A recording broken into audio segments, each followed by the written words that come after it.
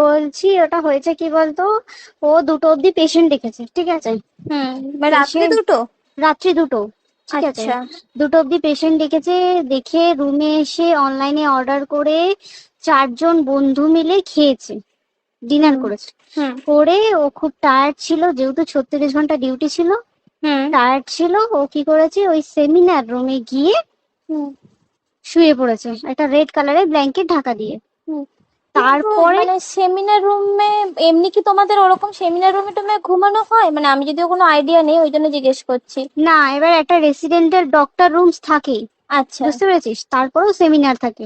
এবার হুম। সেমিনারে একটা বেড থাকে, আর আচ্ছা ডক্টরস রুমে 2-3টে, যেরকম বড় ঘর হবে সেরকম বেড পাতা থাকে। আচ্ছা আচ্ছা। মেনলি ডক্টরস রুমে শোয়ার কথা, ঠিক আছে। হুম হয়েছিল কি, ওকে বডিটা পাওয়া গেছে সেমিনার রুমে, হুম কিন্তু ঘুমাচ্ছিল ডক্টরস রুমে। যে হুম রুমটা তোর এখন ভাঙা হয়েছে, দেখেছিস রুমটা ভেঙেছে, একটা ভিডিও ঠিক দেখছিলাম। বাথরুমের পাশেই, হুম ঠিক আছে, মানে বাথরুমটাকে অজুহাত দিয়ে হুম ওই রুমের দেয়ালটা ভেঙে দিয়েছে। অ্যাকচুয়াল কাণ্ডটা ঘটেছে তোর ইয়েতে, ওই রুমটার ভেতরে, ডক্টর রুমে? ডক্টরস রুমে। ডক্টরস রুমেটা ঘটনাটা ঘটেছে, ওই বডিটাকে তো ডক্টর ধস্তাধস্তি। রুমে ওই দিন আর কেউ ছিল না, খালি মানে অনলি ওই দিদিটাই ঘুমাচ্ছিল?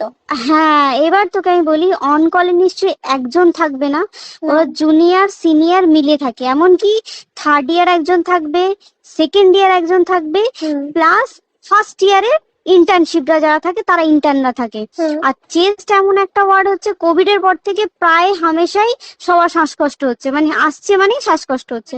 হুম আর চেস্ট ওয়ার্ড আর চেস্ট মেডিসিন দুটোই হুম পাশাপাশি ওয়ার্ড, হুম ঠিক আছে। হুম। তো কেউ কি শুনতে পায়নি? কেউ শুনতে পায়নি। ওটাই তো, আমি ওই দিনকে ওটাই ভাবছিলাম এবার যে। দেখ, ধস্তাধস্তি করাতে একটা নিশ্চয়ই চিৎকার হয়, একটা ভাইলেন্ট হয়, হুম হুম বুঝতে পেরেছিস। হুম তারপরে আবার কি, যে 4জন ওর সাথে খেয়েছে তারা কোথায়, তারা কেন মিডিয়ার সামনে আসছে না? হুম। তাই ঠিকই তো, তো। তারা কেন আসছে না? তোমার ওই এক- দিন ডিউটি ছিল না রাতে? ওই দিনকে আমি নাইটে ডিউটি করছিলাম। আচ্ছা। আমি নাইটে ডিউটি করে এসেছি, আমার লাস্ট নাইট ছিল। তো হুম আমার তো 3 দিন নাইট থাকে, তিন হুম দিন নাইট থাকার পর লাস্ট নাইট ছিল, লাস্ট নাইটের পর বুধবার আমার লাস্ট নাইট, বুধবার রাতে ঘটনাটা ঘটেছে। হুম আমি বাড়িতে এসেছি, রীতিমতো বাড়িতে এসে শুয়ে পড়েছি। 3টের সময় আমার কাছে ফোন এসছে যে সবাইকে ডেকে পাঠিয়েছে, ইমিডিয়েট আয়। হুম। তখন গিয়ে দেখি আরজি করে এই অবস্থা, পুরো গোটা হাসপাতালকে ডেকে পাঠিয়েছিল। গিয়ে দেখি পুলিশ ছয়লা, মানে, আর ওকে যেভাবে, আমি তো বডিটা দেখেছি রে, মানে আমাদের হুম। এখনো পর্যন্ত চোখ থেকে নামছে না। রীতিমতো মনে হচ্ছে মেয়েটা যেন আমাদের পাশে পাশে ঘুরছে, হুম একদম হুম হুম এরকম, মানে মানে অদৃশ্যমান, মানে আমরা এরকম ভাবতে পারছি না যে এরকম ভূত হুম থাকে বা একটা স্পিরিট থাকে বা কিছু। এখন আমরা বুঝতে পারছি না ওর আত্মাটা এখনো ঘুরছে আমাদের আশেপাশে। দেখ, ওর আমার তলাটায় নাকি, তো ওর থেকে ও থাকে 4 তলায়, 4 তলায় ঘটনাটা ঘটেছে, ঠিক 2টো ফ্লোর নিচেই আমি থাকি, আমার আচ্ছা। রুমটা, ঠিক আছে। কিন্তু তাও আতঙ্কে আমরা মানে একদম স্তব্ধ হয়ে গেছে আরজিগরটা। কিন্তু ব্যাপারটা হচ্ছে, তাহলে ডক্টর রুম থেকে ওকে সেমিনার রুমে নিয়ে যাওয়া হয়েছে? হ্যাঁ, অবশ্যই নিয়ে যাওয়া হয়েছে। এবার দেখ, নিয়ে যাওয়া হয়েছে, ওকে যেভাবে মারা হয়েছে, এটা একার পক্ষে সম্ভব অসম্ভব, না দিস একদম। Is a impossible. পুরোপুরি গ্যাং রেপ, গ্যাং রেপ ছাড়া কোনো কিছু নয়।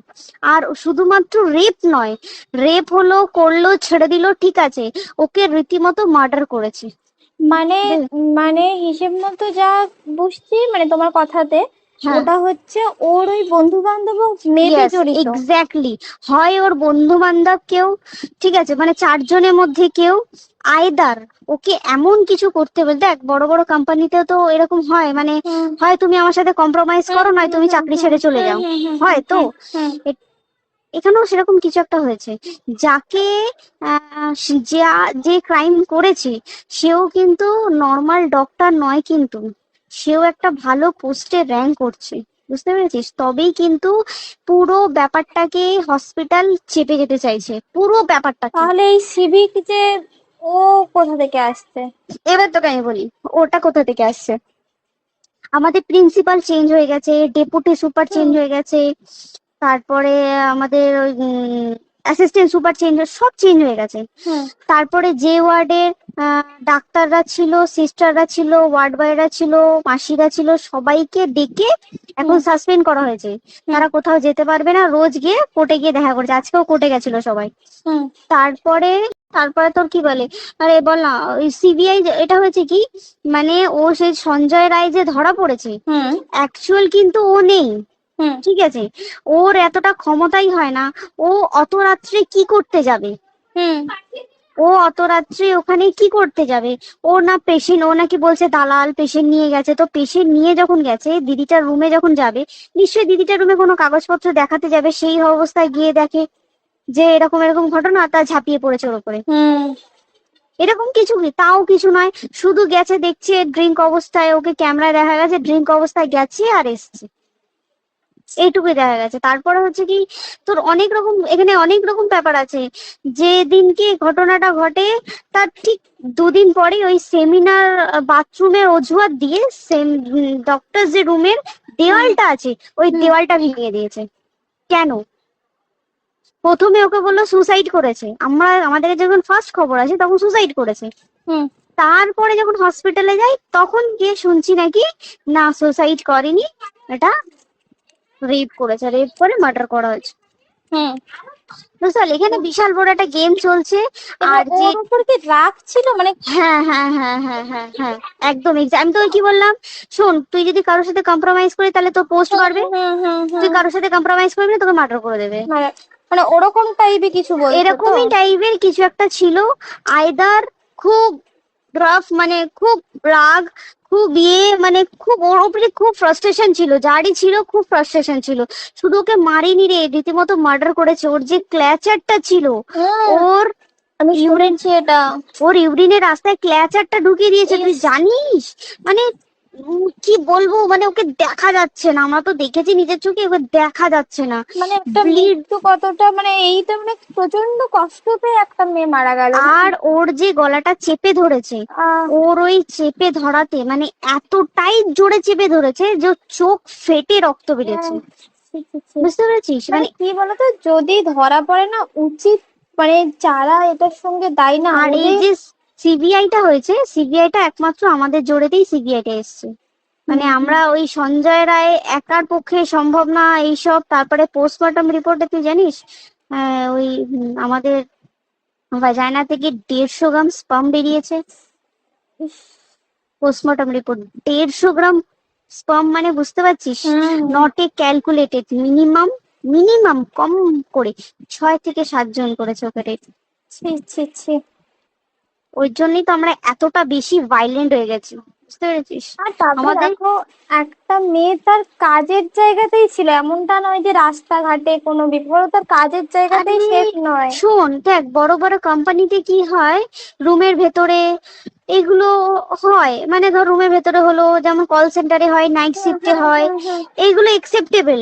বাট হসপিটাল হচ্ছে এমন একটা এরিয়ার মতো একটা, আরজিকর বলে না, যে কোনো হাসপাতালে কেউ যদি স্ব ইচ্ছায় কারোর সাথে রিলেশনশিপে গিয়ে করতে চায় সেটা আলাদা জিনিস, কিন্তু ঠিক আছে, কিন্তু কেউ কারো বিরুদ্ধে এইভাবে করতে পারে না রে। তুই জানিস না, মানে ওয়ার্ডে দেখ, কম বেশি আমরা সবাই ঘুমাই, কম বেশি আমরা সবাই জেগে থাকি, জেগে তো থাকি, তাতে কি কেউ শুনতে পায়নি? তার কি একদম ভাইলেন্স ছিল না? যদি কেউ না শুনতে পারে তাহলে ওর খাবারে কেউ কিছু মিশিয়েছিল, তাই কি না? সেটাও পোস্টমর্টম রিপোর্টে মানে লিক করছে না যে কেন খাবার ও তো খাবারটা খেয়েছিল, সেটা তো নিশ্চয়ই পেটেই ছিল, পেট থেকে তো বমি করে বের করে দেন, সেটা তো ফরেনসিক রিপোর্টে কিছু বলবে। আর তুই জানিস না, দেনার দেন, মানে ধর পোস্টমর্টম রিপোর্ট আসতে 3 দিন সময় লাগে। ও যেদিনকে মরেছে ঠিক তার পরের দিনকে বিকালবেলা পোস্টমর্টম রিপোর্ট বার করেছে, মানে বডি বার করো আর পোড়াও, 10 সেকেন্ডের মধ্যে বাড়িতে নিয়ে গেছে, তারপরে বডি পুড়িয়ে দিয়েছে। মানে কি বলবো, হসপিটাল, মমতা ব্যানার্জি, সবাই, মানে তৃণমূল প্রত্যেক সবাই এটাকে পুরোটাই, কেসটাকে চাপা দিতে চাইছে, পুরোটা। তবে তুই ভাব, যে মানুষটাকে এত ক্ষতবিক্ষত ভাবে মেরেছে, তাকে অভিষেক ব্যানার রেপ কি কলকাতায় প্রথম হলো? নয়, বিভিন্ন জায়গায় বিভিন্ন ভাবে রেপ হয়েছে, ধরা পড়েছে, ফাঁসি হয়েছে কি জেল হয়েছে। অভিষেক বন্দ্যোপাধ্যায় কেন বললো জাস্ট তোর কি বলে এনকাউন্টার করতে? মানে কি সঞ্জয়কে যদি এনকাউন্টার করে পুরো কেসটা চাপা পড়ে যাবে, পুরো কেসটা চাপা পড়ে যাবে একদম। স্টুডেন্টরা ঠান্ডা হয়ে যাবে, হুম। আর আমরা সেটা মানবো না, আমরা সেটা হতেই দেব না। তাতে যদি চাকরি মানে আরজিকরটাকে সিল করতে হয় তাতেও আমরা রাজি আছি, সিল করে দেওয়া হোক আরজিকর, সিল করে দেবে মনে হচ্ছে যদি ঠিকঠাক ভাবে। এবার ওই জন্য আমাদের দাবিতে সিবিআই এসছে। এবার তুই একটা কথা বল, যখন দেখতে পাচ্ছে মমতা ব্যানার্জি যে কলকাতা পুলিশ আমাদের জন্য কিছু করতে পারছে না, আমরা কিছু মানতে পারছি না, 7 দিন ধরে বার করতে পারছে না, তাহলে সেটা 2-3 দিনের মধ্যে কেন হ্যান্ড ওভার করে দিল না? তাই তো, তাই কি না? তারপরে দেখ পিডব্লিউডি একটা লো পোস্টের মানুষ, মানে যারা ভাঙচুর করে, মানে সিমেন্টে যারা কাজ করে তাদেরকে পিডব্লিউডি বলে। এবার পিডব্লিউডি নিশ্চয়ই হায়ার অথরিটি থেকে অর্ডার এসছে তবেই ওরা গিয়ে ভেঙেছে, ওরা নিশ্চয়ই পাগল নয় দুম করে গিয়ে কোনো গভর্নমেন্ট প্রপার্টি ভেঙে দেবে। অর্ডারটা কে পাস করলো যে এখনই চেস্ট ওয়ার্ডটাকে ভাঙতে হলো? সিবিআই আসা পর্যন্ত অপেক্ষা করতে পারতো। কারণ আজকে অত বড় বিক্ষোভ হবার কারণ কি হচ্ছে, একটাই কারণ, যে মেয়েটি মারা গেছে ঠিক আছে, কিন্তু তাকে এত বেশি মলেস্ট করে, এত বেশি রেপ করে বা বেশি ওকে মেরেছে, তার কি কোনো প্রতিবাদ নেই? তুই কোথায় সেফ পাবি তুই আমাকে বল? তুই ধর চাকরি ছেড়ে, আজকাল সরকারি চাকরি ছেড়ে তুই প্রাইভেটে যাই, প্রাইভেটেও তো তাই একই অবস্থা, একদম। প্রাইভেটেও একই অবস্থা। তুই কোনো চায়ের দোকান খুলে বসবি, অনার্সশিপে তুই বসলেও তাও এসে তো হাজার ছেলেরা থাকে, হাজার ছেলেরা টিজ করে, তুই কোথায় কি করবি? তাহলে আমাদের সেফটি কোথায়? আমাদের মুখ্যমন্ত্রী মমতা ব্যানার্জি সে একটা লেডি হয়ে তাহলে আমাদের কি সেফটি দিয়েছে? আমাদের কি লক্ষ্মী ভান্ডার দিলে this is a problem solve? পুরো মাসের আমাদের কি সব খরচা চলে যায় লক্ষ্মী ভান্ডারে? জানি না, আই ডোন্ট নো, মানে আমরা প্রচুর খেপে আছি, প্রচুর, মানে এর বিচার না চাওয়া পর্যন্ত তুই ভেবে চল কি এটা সলভ হবে না। আমরা বিচার নিয়ে আমি 2 দিন ধরেই ভাবছিলাম তোমাকে ফোন করবো, কিন্তু মানে এটা ওটাতে হয়ে উঠছে না। আর তোমাকে তো আমি ওই দিন রাতেই হোয়াটসঅ্যাপ করলাম না, এবার তখনই না আমি ব্যাপারটা অতটা বুঝতে পারিনি। আর আমার তার পরের দিনই ভোরবেলা ডিউটি, তা আমি খুব সাবধানে থাকিস, খুব সাবধানে থাকিস। হ্যাঁ তাই তো, এখন মানে তোমরাও সাবধানে থাকো সবাই। কি বলবো বল, কিছু বলার নেই। দেখ আমাদের মধ্যবিত্ত মানুষরা আমাদের চাকরি করে খেতেই হবে, সোজা কথা, একদম তাই কিনা বল? বাবা এত পুঁজি নেই যে বসে বসে খাবো, ঠিক আছে? সেই মেন্টালিটিও নেই, যদিও থাকে মেন্টালিটিও নেই। হ্যাঁ, বাবার পুঁজিতে খাবে। এবার একটা কথা তুই বল, চাকরিটা কোথায় গিয়ে করবো তুই একটা বল? কোন স্টেটে গিয়ে চাকরি করবো তুই আমাকে বল? ওই যেমন মানে এটা হয়তো আমার মা যেমন বাড়িতে থেকে 7টার মধ্যে ঢুকে যাও, দিদিকে তো ধরো অনেক রাত অব্দি 9:30 10টা অব্দি ল্যাবে থাকতেই হয় না। এবার তুই কি করবি বল, কি করবি বলো তো? এখন কিছু করার আছে? দেখ ল্যাবেও তো সব ছেলেরা আছে, ছেলে আছে মেয়ে আছে, তুই কাকে বারণ করবি? তুই কাকে বিশ্বাস করবি? তুই বল, তুই ধর কলিগদের সাথে খেতে বসেছিস, ঠিক আছে, তোর টিফিনটা যদি কেউ চাইলে তুই তাকে না দিয়ে পারবি? না, একদমই। আর কার মনে যে কি আছে সেটাই তো কি বলবি বল? এবার তুই বল, খাবারটা যে খাবি, তোর টিফিন কেউ চাইলো বা তোকে যদি কেউ বললো কে একটু একটু খা, যেমন আমরা শেয়ারে হয় স্কুলে যেটা আমাদের শিখে হয়, যেটা হ্যাঁ স্বাভাবিক, এটা সবার, এটা তো স্বাভাবিক। তুই বল, তাতে যদি এরকম অবস্থা হয় তাহলে কি করবে মানুষ, তুই আমাকে বল? আজকেও তো তাই আমাদের দেখ না, 11টা থেকে আমাদের তোর ক্যান্ডেল দিয়ে হোয়াইট ড্রেস পরে সব শ্যামবাজারে একতা হবে। এখন আবার বৃষ্টি শুরু হয়েছে, কে জানে কি প্রচুর বৃষ্টি শুরু হলো, কি হবে জানি না। ঠিক আছে গো, টাটা। হ্যাঁ চল টাটা। হুম।